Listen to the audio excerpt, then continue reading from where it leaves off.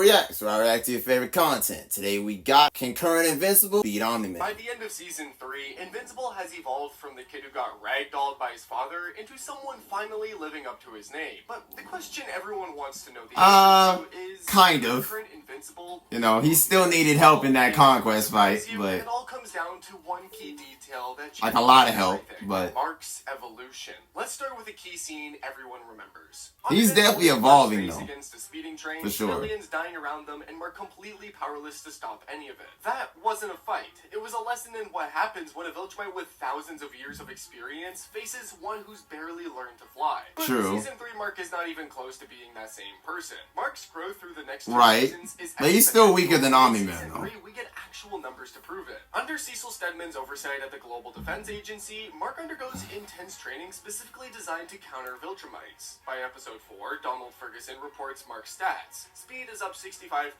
endurance is up 75%. Over the last 90 days, Mark's speed has increased 65%, his endurance 70%. Overall strength has increased to the point where he can match threats that previously overwhelmed him, like Anissa. Mark receives a new black and blue suit from Art Rosenbaum. I mean, they said they think so. That's exactly their words. I don't think that he's stronger than Anissa right now. What matters is what Mark can do now. The fights tell the real story. Mark battles Doc Seismic, Powerplex, and multiple evil variants of himself during the Invincible War. He fights a lot of people that are weaker than him, and he still loses. And makes him significantly stronger through the Viltrumite biological imperative. Because here's the thing about Viltrumite physiology that people forget. They grow stronger through near-death experiences and combat. Then there's the personal evolution. Mark reconciles with Adam Eve, do they? Starting their relationship. So are we dating? Or I don't remember them saying that. They talk about them like they're literally Saiyans. I don't think they begin Zenkai Boost. I mean, I'm sure being in life or death fights, you know, you get experience, but I don't know about them literally getting stronger from the fights. I don't know about that. This fractures the Guardians of the Globe. But here's what matters for our question. Mark is making choices Omni-Man wouldn't make. He's developing his own moral code. Unless you just want to argue that it's training, then, I mean, sure. But, hear me out. This season culminates with Mark facing multiversal threats during the Invincible War in Episode 7. Evil variants of himself. But just not to that degree that it's the point that he said, though. But Mark survives. More than survives, even. He actually helps end the threat. By the season's end, Mark is traumatized but empowered and even stands on business, finally, with the fight against Conquest, which undoubtedly makes him significantly stronger once again. So, where does all this growth actually leave Mark? What can he do now that he couldn't? It leaves Mark still weaker than Conquest. Current Mark, as we're defining him, is Mark at the end of Season 3, Episode 8. Specifically, the Mark who has survived the Invincible War and Conquest fight and processed everything that came before it. This is critical because Mark's power level isn't static. It's growing with every episode. Because here's the thing, who do y'all think is stronger, Conquest or Omni-Man? I think Omni-Man is stronger than Conquest. So if Mark needed Eve to do like 90% of the work in that fight, then come on now, like he's not on Omni-Man's level. By tearing them apart with his bare hands like paper. Speed is where the 65% increase really shows. Mark traverses global distances in seconds. When evil variants attack, Mark reacts to faster than light attacks. Not dodges them all, but reacts, processes what's happening, begins countering. The fact that he can even perceive attacks at that speed puts him in a different category than Season 1 Mark. During his final fight with Angstrom Levy, we see a clear increase in speed when he manages to dodge numerous portals. Combat prowess has evolved beyond raw power. Mark defeats Powerplex, a villain specifically enhanced to absorb kinetic energy and fire electric blasts without serious injury. He battles 18 evil multiversal variants, overpowering several solo before they coordinate against Angstrom Levy. These variants cause widespread... Yeah, but I think some of those variants could have beaten Mark. At least one of them. I think Sinister Mark still would have won.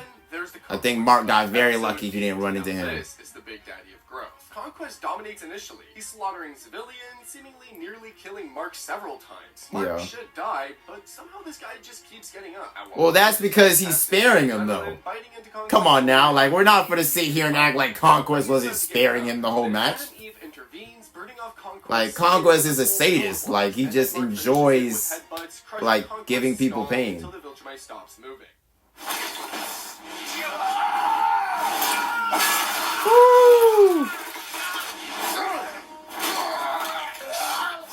Nah, one of the best episodes ever in anything.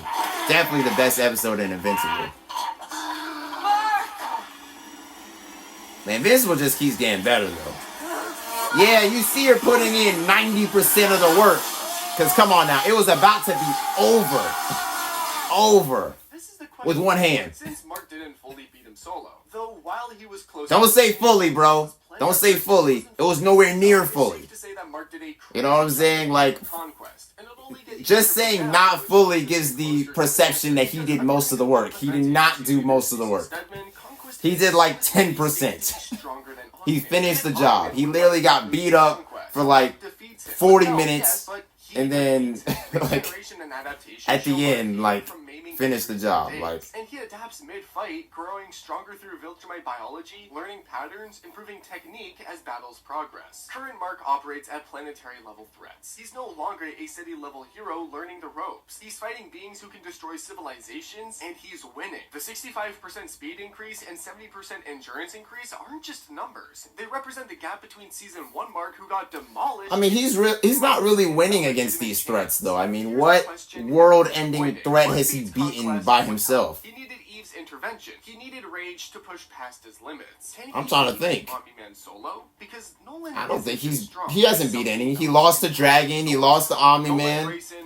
He was losing to Conquest until Adam burned like all of his skin off. Like, I mean, this is about what happens. He lost to Anissa and had thousands of years of experience. The strength feats establish the baseline. Omni-Man lifts over. I'm trying to think, who do you really beat, like, in the comics on that level that he's talking about? Planets. The show scales this back, but solo mountain busting is still within his capabilities. In Season 1, he decimates the Guardians of the Globe single-handedly. These are Earth's mightiest heroes, each one powerful enough to defend the planet. Omni-Man kills them all in minutes. Let's be specific about that fight because it demonstrates tactical superiority. He doesn't just overpower them, he systematically eliminates each Guardian by exploiting their specific weaknesses. War Woman gets Speed Blitz, Darkwing gets crushed before he can even use his gadget. Red Rush, the speedster, gets his head pulped because Omni-Man predicts his pattern. I think he's giving Omni-Man a little too much credit. I think Omni-Man essentially looked down on all of them. He's like, y'all are not on the level of Viltrumite, so I'm just gonna essentially rush all of you. And he has by far the most experience. He's thousands of years old, so he kind of just went in there and was trying to wreck everything, and he did. So he takes nuclear equivalent hits without serious injury. He flies at faster than light speeds, crossing solar systems in what appears to be hours or days. He survives in space without air for weeks. When you fight Omni-Man, you're not fighting someone who can be worn down through attrition. You're fighting someone whose baseline durability exceeds almost everything you can throw at him. Combat you're also fighting someone who's never lost. Omni-Man mentors younger Viltrumites, teaching them techniques refined over millennia. He defeats kaijus and entire civilizations solo. His tactical acumen allows him to identify and exploit weaknesses instantly. When he fights Mark in Season 1, he's not struggling, he's teaching. Every blow is calculated to cause maximum pain while keeping Mark alive long enough to learn the lesson. But Season 3 context changes things. Omni-Man I think, again, he's giving, you know, Omni-Man too much credit. I don't think he was trying to give maximum pain while teaching him a lesson. He was just beating him up. I mean, this is crucial information. Omni-Man hasn't faced the same escalated threats as he was beating him up without killing him. I mean, anybody can do that. I don't think that's really, not necessarily anybody can do that to Mark, but I'm just saying anybody can beat somebody up without, you know, finishing the job. Years of experience versus Mark's few years of actual combat. The technique gap might be insurmountable regardless of raw power levels. Okay, so if a fight breaks down, his experience is by far the most. Omni-Man has greater experience, by far, knowledge, and a killer instinct that Mark might lack. He knows how to fight Viltrumites because he's been fighting them for thousands of years. Right. He knows the techniques, the vulnerabilities, the psychological warfare tactics that break opponents. But Mark has something Omni-Man might not account for. Growth potential, rage, and the ability to surpass his limits when pushed to the edge. And in a fight between a father who's already reached his ceiling and I mean, we haven't seen Omni-Man have a rage boost, but I still don't think he's stronger though. scenarios. Each one plays out differently based on circumstances, mindset, and what both fighters are willing to do. Because that's the thing about Viltrumite fights. Scenario 1, straight brawl. This would just be the two Viltrumites meeting in the sky and trading blows until one stops moving. This is the scenario that favors strength and experience. In a pure slugfest, Omni-Man's thousands of years of combat knowledge give him edges Mark can't compensate for. He knows how to position his body to maximize impact. He knows when to tank hits and when to deflect. He understands momentum and leverage in three-dimensional combat in ways Mark is still learning. But here's where current Mark's physical improvements matter. That 65% speed increase means Mark is reacting faster than Omni-Man remembers from Season 1. The 70% endurance increase means Mark isn't getting worn down as quickly. When Omni-Man goes for the moves that worked before, holding Mark's face against surfaces, crushing his bones, Mark's enhanced durability lets him survive longer. The Conquest fight proves Mark can withstand prolonged assault from someone stronger than Omni-Man. If he can survive Conquest's assault, he can survive... Okay, so he thinks that Conquest is stronger than Omni-Man. I disagree. Exchanges, but as the fight extends, as Mark adapts and grows, the gap closes. Eventually, Mark's rage and refusal to quit push him past his limits, the same way he pushed past Conquest. But I still think Omni-Man would have... Right, because his rage and refusal to be beat did so much for him in the first fight.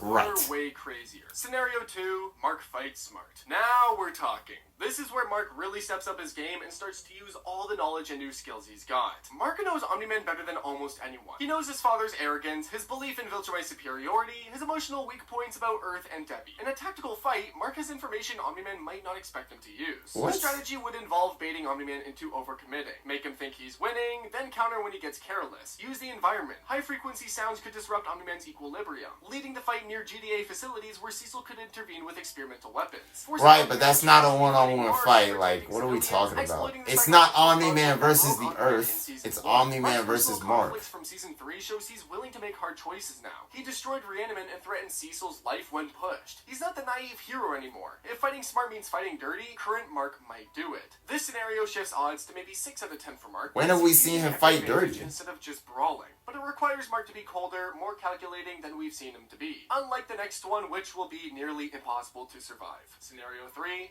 Nolan goes full power. Omni-Man fights Mark the way he fought the Guardians of the Globe, with lethal intent and maximum efficiency. This is the nightmare scenario for Mark. Right, he'll stand no chance. We've seen Omni-Man go all out against his son. Season 1 was a beating, absolutely, but Omni-Man wanted Mark alive. What happens when that restraint disappears? Omni-Man's flight mastery gives him three-dimensional superiority. He controls engagement distance, attacking from angles Mark can't predict, using speed to disorient. His tactical experience means he's not making mistakes. Every move is calculated to inflict maximum damage. Right, top tier Viltrumites can finish people off in one hit.